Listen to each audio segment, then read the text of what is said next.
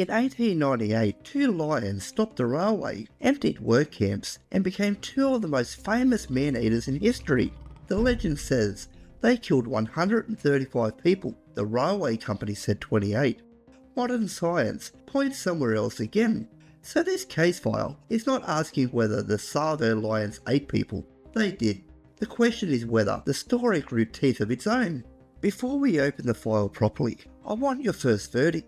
Do you think the real number was closer to 135, closer to 28, or is this case too messy to trust either side? Comment 135, 28, or dispute it, because this is not one of those stories where the whole thing turns out to be fake. The lions were real, the attacks were real, people really died, but the famous number is where the ground starts to shift, and once the number changes, the whole story changes with it, because 28 deaths is a disaster.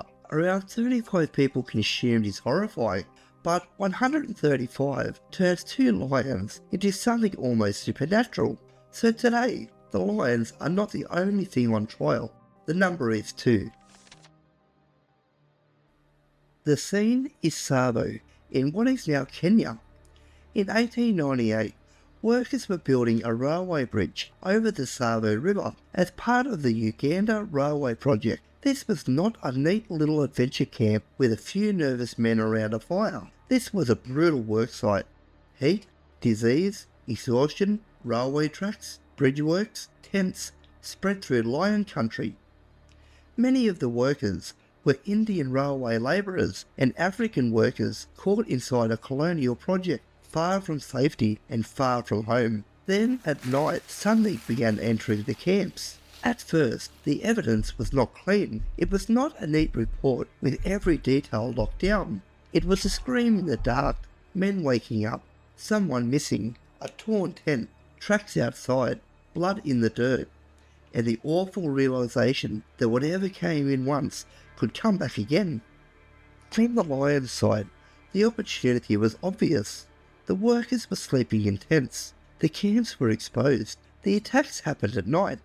The defences were rough. Fires, thorn barriers, noise, armed men trying to stay awake. But a lion does not need a doorway. And once the camps become reachable, fear starts doing its own damage. Work slowed, men fled, the railway itself was disrupted. That is why the Tsavo lions became famous. Not just because they killed. Because, for a time, they made people feel like the railway was not in control of the land at all. The accused were two male Tsavo lions, but not the big, dark-maned lions most people picture. Tsavo males are often maneless, or nearly maneless.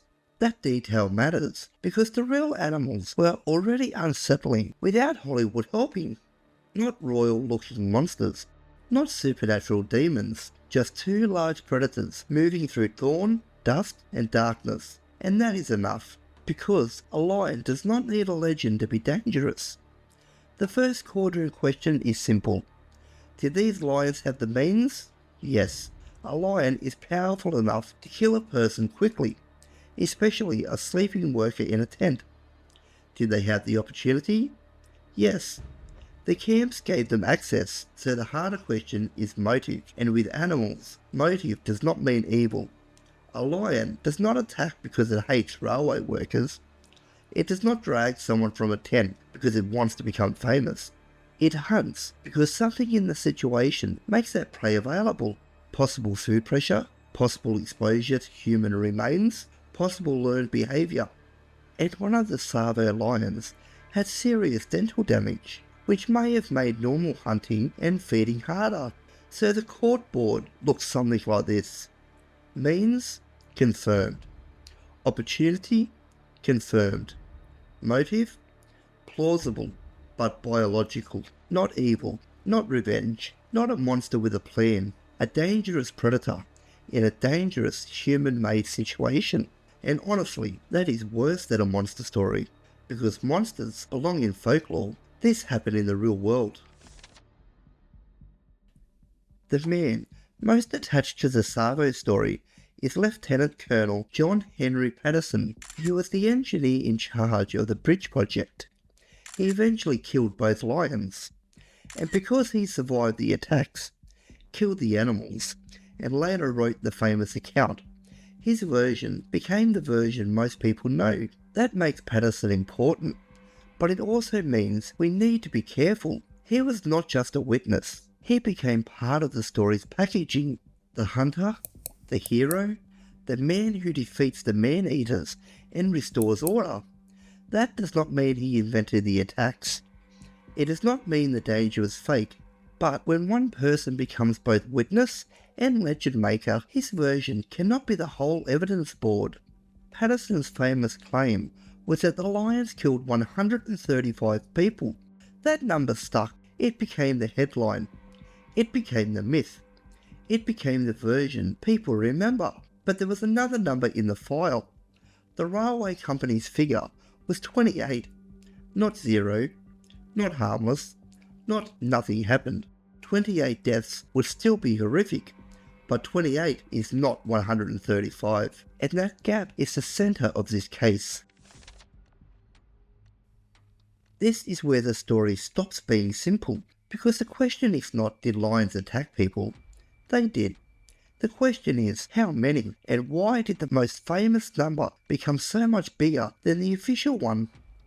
The railway company may have had reasons to keep the number low. A giant colonial railway project did not add a reputation for feeding workers to lions.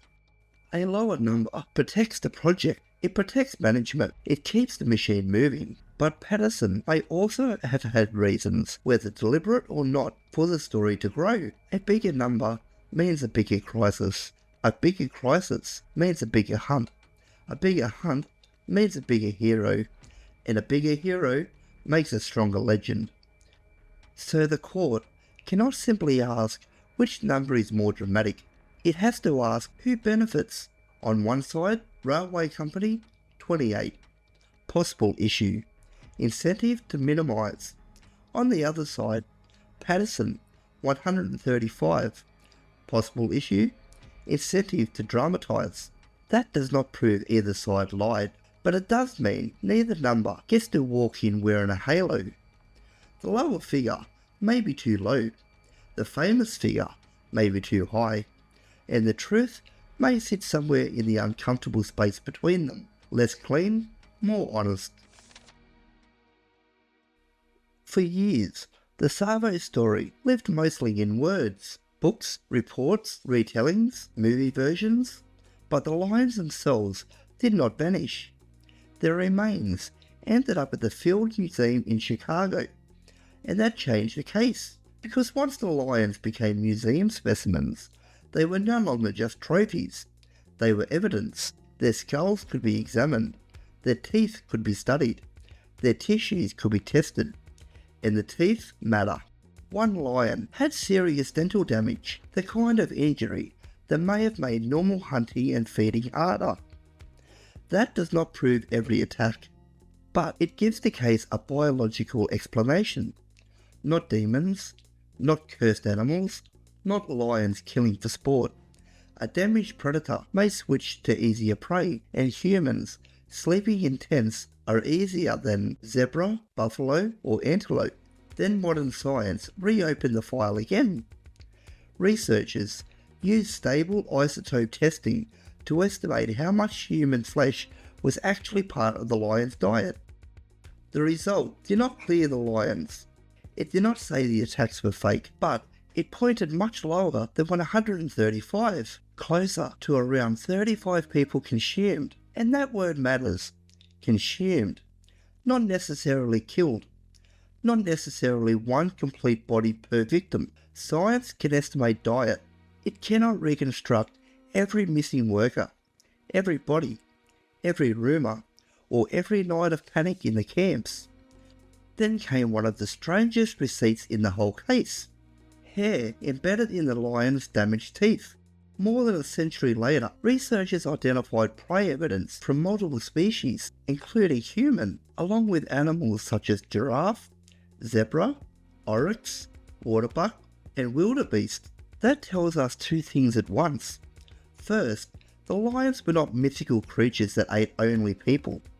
They had a mixed diet. Second, human evidence was there. So this is not a debunk where the whole story collapses. The human part was real. The inflated part is the famous number. The lions ate people, but the story may have eaten the count. Before we start the final verdict, hit the thumbs up if you like these case files where the animal stories sound simple until the receipts start arguing with each other. It helps the channel reach more wild ones who like the evidence first and the verdict later, because this case is exactly why that matters. If we only follow the famous version, the verdict is easy. 2 monster lions, 1 heroic hunter, 1 giant death toll. Case closed. But once the evidence is on the board, the story changes. The lions do not walk free, but the number 135 does not survive cleanly either. The evidence says the lions were dangerous. It says humans were part of their diet. It says workers really died in fear, but it does not prove the famous claim. And that is the difference between a verdict and a legend. Final verdict: the Tsavo lions were not innocent. They killed and ate people. They terrified workers. They disrupted the railway. And they became famous because real people died in real fear. But the claim that they ate 135 people is not proven. The railway company's figure was 28. Modern science points closer to around 35 people consumed. And the physical evidence gives us something more honest than both myth and denial. These lions did eat humans, but they also ate other prey. They were not supernatural man-eaters. They were dangerous predators in a brutal human situation where injury, exposure, fear, and storytelling all became tangled together. The lions? Guilty. The 135 claim? Unproven. The legend? Inflated.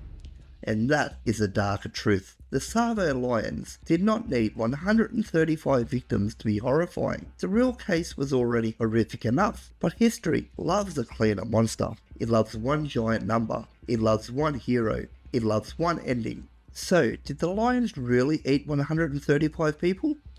The honest answer is, the lions were guilty. The number is disputed, and the story grew teeth of its own. And if you want another case where a terrifying animal story became wrapped around a much messier human disaster, watch my case file on Ram Ray Island next. That story says crocodiles massacred soldiers in a swamp during World War II. But once you put the evidence on the board, the crocodiles are only one part of something far uglier. As always, receipts first, verdict later.